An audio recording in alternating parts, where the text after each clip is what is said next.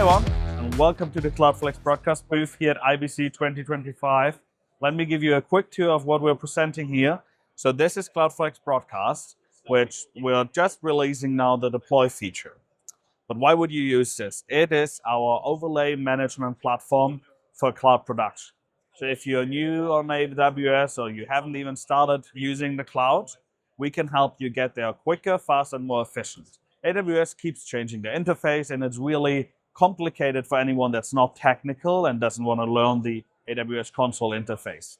But what we're doing is we give you a simple interface that even your less technical people can use, so they can keep, like if you have a great TD, they might not be a great cloud person, but with CloudFlex, they can still be a great TD and TD a show in the cloud. If they start, they come on here in the homepage, which is like kind of like your overview. We group resources into studios, which are just a group. And starting a whole studio is as simple as clicking yes and confirming the start. Then you have your instance manager. This is more for if you want to go into the weeds, you can start stop instances here.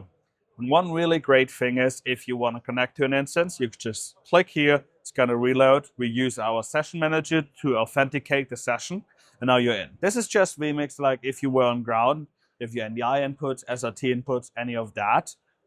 And now we can switch those around. But under the hood, it's still just a cloud Windows instance. So if you want to use OBS, WizRT, Carbonite Code, any of those tools, you're happy to use them. That's what we mean when we say vendor independent. We don't care what type of software you want to run, as long as it runs on Windows or Linux. And then the other thing is if we have, for example, a multi-viewer, simple button click as well, opens up in a browser. Right now, we do use a VPN. Long term, we're going to use a zero trust access gateway, so we can use a public IP address as well.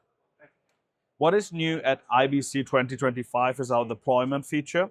So in the past, deployment was either a ridiculed step of SOPs that you had to follow to a T, or you had some form of automation, but it wasn't scalable because you don't have the team to maintain them.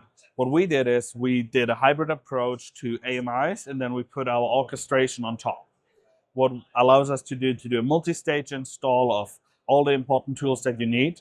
And we created a couple templates with a lot more coming. We talked to some incredible vendors at IBC already that are gonna help us get their templates on there. So let's say I want one base instance, so let's make it two.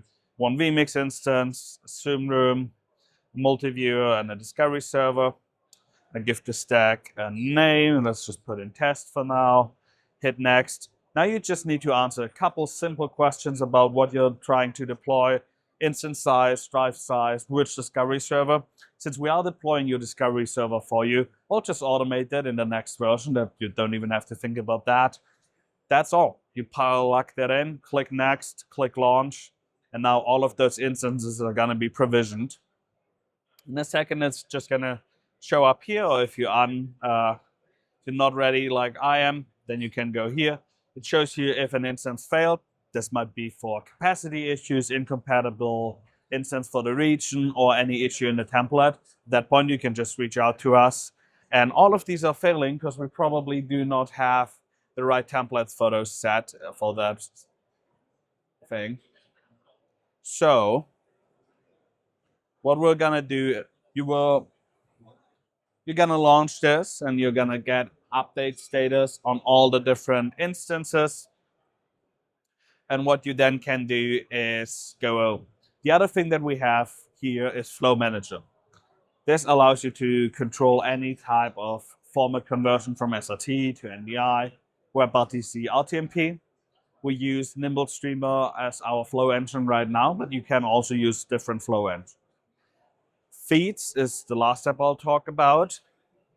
This allows you to just have any type of web feeds and display them either in our interface or pop them out into their own separate window. Those are all also secured through CloudFlex. It just allows you to simply share feeds with your operators at WebRTC, SLDP, or even an iframe or HLS. All of that is supported.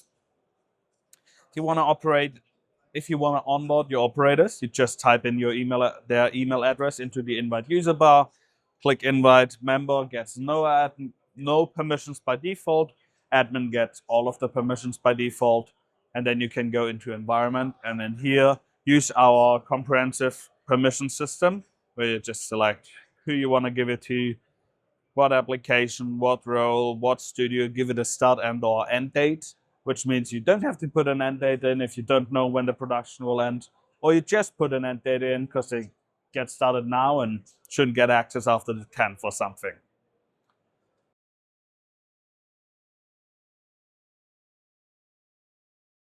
So that's everything to know about CloudFlex Broadcast here at IBC 2025. And if you have any questions, feel free to reach out to us on LinkedIn or over our website, cloudflexbroadcast.com.